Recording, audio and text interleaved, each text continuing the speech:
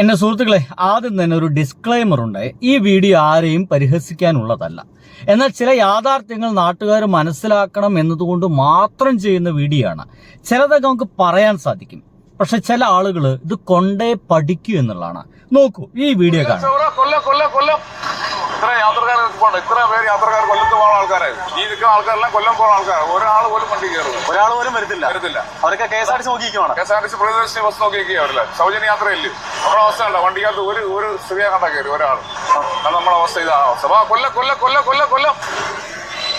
ഞാൻ തീർച്ചയായിട്ടും പറയുന്നു, ഈ ഒരു മനുഷ്യൻ UDF കാരനാണെന്നോ ഈ ഒരു മനുഷ്യൻ LDF കാരനാണെന്നോ എന്നതൊന്നും എന്റെ വിഷയമല്ല. പക്ഷേ നമ്മുടെ നാട്ടിലെ ചില ആളുകൾ ചില ഇലക്ഷൻ വരുന്ന സമയത്ത് മുമ്പോട്ട് വെക്കുന്ന ചില വാഗ്ദാനങ്ങൾ എന്തൊക്കെ നടപ്പിലാവും, എന്തൊക്കെ നടപ്പിലാവില്ല, ഈ സാധാരണ ജനങ്ങളെ ചില ആളുകളൊക്കെ അധികാരത്തിൽ കയറി കഴിഞ്ഞാൽ ആരൊക്കെ ബാധിക്കും, ആരൊക്കെ ബാധിക്കില്ല എന്ന് ഈ ഇരിക്കുന്ന ഞാനടക്കമുള്ള ആളുകൾ നിരന്തരം പറഞ്ഞുകൊണ്ടിരുന്നു. എനിക്കറിയാം ഒരാളും അത് കേട്ടിട്ടില്ല.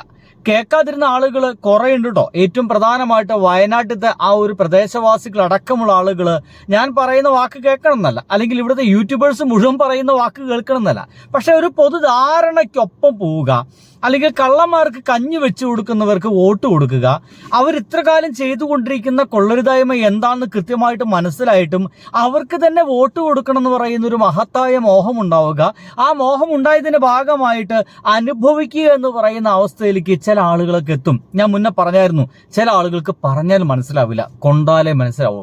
ഞാൻ പറഞ്ഞു, ഈ മനുഷ്യൻ എന്തായാലും UDF കാരനോ LDF കാരനോ അതൊന്നുമല്ല വിഷയം. നോക്കൂ, ഇപ്പൊ നമ്മുടെ നാട്ടിലത്തെ പ്രൈവറ്റ് ബസ് ഓണേഴ്സ് അസോസിയേഷൻ എന്നുണ്ട്. നിങ്ങൾ മുതലാളിമാരെ വിട്, മുതലാളിമാരെ നിങ്ങൾ ഒഴിവാക്ക്. മുതലാളിമാർ ചിലപ്പോൾ എങ്ങനെ വേണമെങ്കിലും ജീവിക്കാൻ അവർക്ക് പാങ്ങുണ്ടായിരിക്കാം, പക്ഷേ അതിൽ തൊഴിൽ ചെയ്യുന്ന തൊഴിലാളികളുണ്ട്. ആ തൊഴിലാളികൾ എന്ത് പിഴച്ചു? ഇതാണ് ചോദ്യം. ഈ പ്രിയദർശിനി എന്ന് പറയുന്ന ആ ഒരു ബസ് ഓട്ടം വന്നതിന് ശേഷം സാധാരണ പ്രൈവറ്റ് ബസ്സിൽ കൂടി പോയിരുന്ന ആളുകൾ മുഴുവൻ, അത് അത്യാവശ്യം പണമുള്ള സ്ത്രീകൾ അടക്കമുള്ള ആളുകൾ ഇപ്പോൾ ആ ഒരു പ്രിയദർശിനി ബസ്സിനെ മാത്രം ആശ്രയിച്ച് നിൽക്കുകയാണ്. അത് വരുമ്പോൾ ആകെ 1-2 ബസ്സായിരിക്കും. അതിൽ തിങ്ങിക്കൂടിയിട്ട് ഉത്തരേന്ത്യയിലെ ട്രെയിന് പോണ മാതിരിയാണ് ഇപ്പോൾ സ്ത്രീകൾ യാത്ര ചെയ്യുന്നത്. ഇവർക്ക് വേണ്ടിയിട്ട് അത്രയും കാലം തങ്ങളെ വളരെ മാന്യം മര്യാദയ്ക്കും സ്ഥലങ്ങളിലേക്ക് എത്തിച്ചുകൊണ്ടിരുന്ന ഇത്തരം ബസ് ഓണേഴ്സിനെ അല്ലെങ്കിൽ ഇത്തരം ബസ് തൊഴിലാളികളെ അവർ പരിഗണിക്കുന്നേയില്ല. ഇതാണ് ലോകം, ഇതാണ് കേരളം. കണ്ടോക്കൂ ഇവരവസ്ഥ. ഇത് നടത്താൻ പറ്റാത്ത അവസ്ഥയിൽ വേണ്ടി ഇവൻ നടത്താൻ പറ്റാത്ത ഒരു അവസ്ഥയിലേക്ക് പോയിക്കൊണ്ടിരിക്കുക. മാസം 50,000 സീസണാണ്. പിന്നെ ടാക്സ്, ഇൻഷുറൻസ് കാര്യങ്ങളെല്ലാം മുഴുവൻ അടയ്ക്കണ്ടേ, അതിനുള്ള പൈസ നമ്മൾ കൊടുക്കണ്ടേ? എങ്ങനെ കൊടുക്കും? യാത്രക്കാർ കയറിയല്ലേ അതിനുള്ള മാർഗം കണ്ടുപിടിക്കാൻ പറ്റും. അല്ല, ഇപ്പൊ ഈ സ്റ്റാൻഡിൽ വണ്ടി എടുത്തപ്പോൾ വേറെ 3 യാത്രക്കാർ, ഇത്രയും പേര് സ്റ്റാൻഡിൽ കൊല്ലം പോകുന്ന യാത്രക്കാരെ ഇരിക്കുന്നു. കുട്ടിയത്തിൽ നിന്നും കൊല്ലത്തേക്ക് പോകുന്ന ഒരു സ്വകാര്യ ബസിന്റെ അവസ്ഥയാണ്. ആകെയുള്ളത് 6 യാത്ര. കണ്ടില്ലേ, വെറും 6 യാത്രക്കാരെ കൊണ്ട് അല്ലെങ്കിൽ വെറും 10 യാത്രക്കാരെ കൊണ്ടാണ് ഇപ്പോൾ പ്രൈവറ്റ് ബസ്സുകൾ മിക്കത് ഓടുന്നത്. ഈ സമയത്ത് നമ്മുടെ സോഷ്യൽ മീഡിയ ചില ദൃശ്യങ്ങളൊക്കെ ആഘോഷിക്കുന്നുണ്ട് കേട്ടോ. അതൊരു ഗംഭീരമായ ആഘോഷമാണ്. അത്തരം ആഘോഷങ്ങളൊന്നും ശരിയല്ല എന്നൊക്കെ എനിക്ക് തോന്നിപ്പോകുന്നുണ്ട്. പക്ഷേ നിങ്ങൾക്ക് കാണിച്ചു തരാതിരിക്കാൻ കഴിയില്ല. കാരണം ഇവിടത്തെ കഴിഞ്ഞ തവണത്തെ ഗതാഗത മന്ത്രി എന്ന് പറയുന്നത് ഗണേഷ് കുമാർ ആയിരുന്നു. കാര്യം ശരിയാണ്, അദ്ദേഹം കുറച്ച് അഡമന്റ് ആയിരുന്നു. ഒരുപക്ഷെ അഹങ്കാരത്തോടു കൂടി ചില കാര്യങ്ങളൊക്കെ പറഞ്ഞിരുന്നു. ഇവിടെ തകർന്നുകൊണ്ടിരിക്കുന്ന ആ ഒരു KSRTC എന്ന് പറയുന്ന ഒരു ബസ് വ്യവസായത്തെ താങ്ങി നിർത്തിയിരുന്നു, നശിപ്പിക്കാതെ കൊണ്ടുപോയിരുന്നു. നമ്മുടെ കേരളത്തിൽ അങ്ങോളം ഇങ്ങോളം ഓടുന്ന കുട്ടി KSRTC ബസ്സുകളെല്ലാം ഇറക്കിയത് ഇവൻ മലപ്പുറം ജില്ലയിൽ എന്റെ പൊന്നാനി എടപ്പാൾ പ്രദേശത്തൊക്കെ ഒരു ചെറിയ കുട്ടി ബസ് അടക്കം ഓടുന്നുണ്ട്.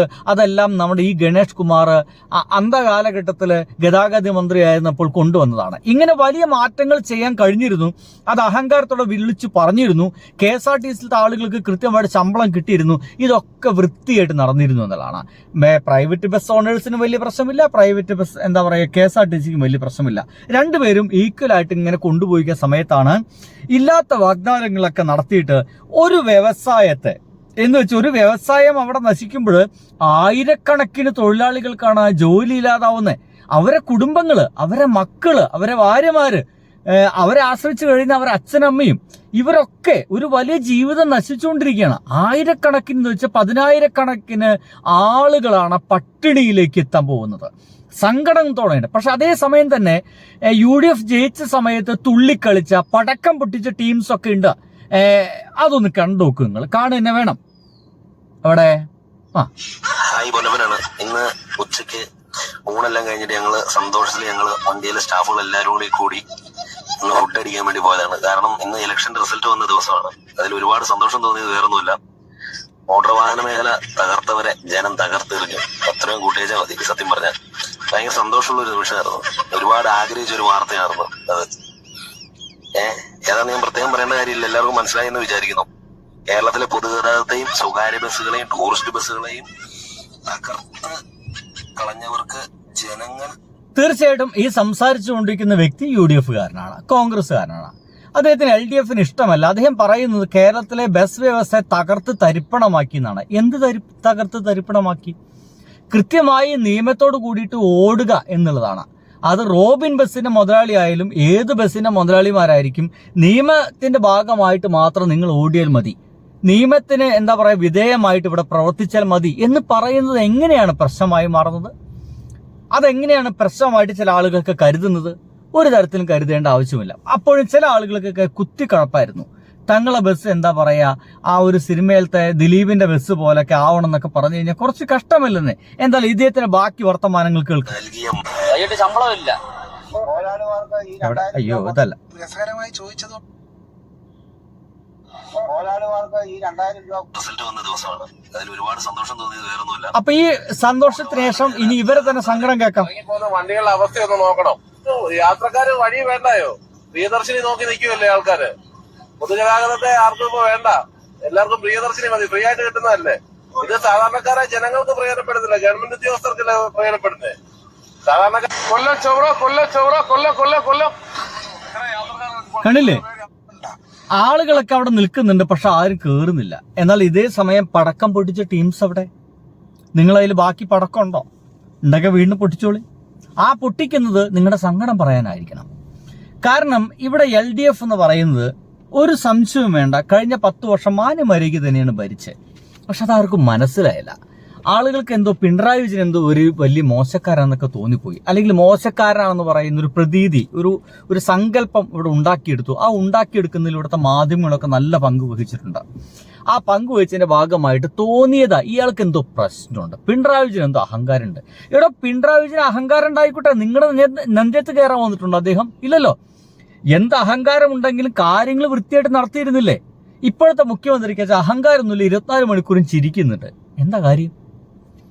കഴിഞ്ഞ 30 ദിവസം കൊണ്ട് നമ്മുടെ കേരളത്തില് ഇപ്പൊ ഇന്നത്തെ അടക്കം കണക്ക് വെച്ച് നോക്കുമ്പോൾ 87, 77, 14, 90, 100 ആളുകളോളം കഴിഞ്ഞ 30 ദിവസത്തിൽ വെറും പനി പിടിച്ച് മരിച്ചടോ.